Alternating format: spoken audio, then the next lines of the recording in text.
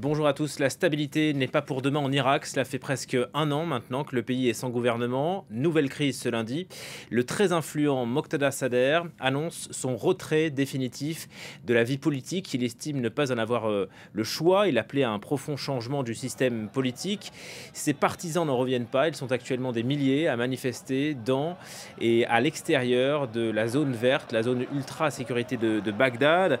Amar Al-Amedaoui, bonjour. On suit l'évolution de la situation. Ils sont désormais peut-être ici dans le palais présidentiel. Ce sont les images que l'on voit. Oui, c'est les images de palais présidentiel ou le palais de la République au plein cœur de la zone verte, ultra protégée. Cette situation est inquiétante pour la classe politique irakienne et aussi pour le peuple irakien qui est paralysé.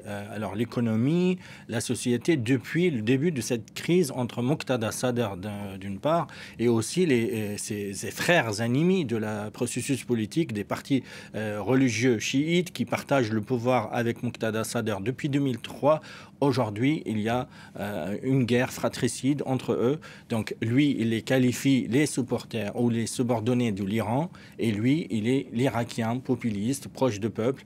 Cette situation est inédite. Ça fait un peu coup d'État, quoi. C'est un coup d'État, mais dans la forme, mais dans le fond, c'est une situation qui dure depuis un moment et c'est un rapport de force que Moqtada Sadr exerce à chaque fois qu'il se retrouve dans cette situation où il est face à un choix, c'est-à-dire il veut toujours prendre plus, alors que ses partisans ou ses confrères, ou si j'ose dire, parce que c'est ce qu'on appelle la maison chiite qui gouverne l'Irak depuis 2003, et des fois, ils veulent prendre plus, laisser moins, et lui, aujourd'hui, ils se sent plus populaire que jamais, et il veut plus.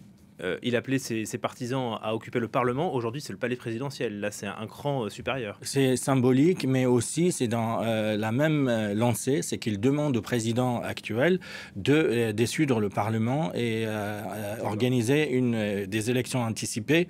Et cette façon de faire pression aussi, suite à ce qui se passe aussi par rapport à la processus politique en Irak, c'est que l'Iran aussi... On va en parler. oui, alors... On va en parler, mais avant cela, Amar, on va regarder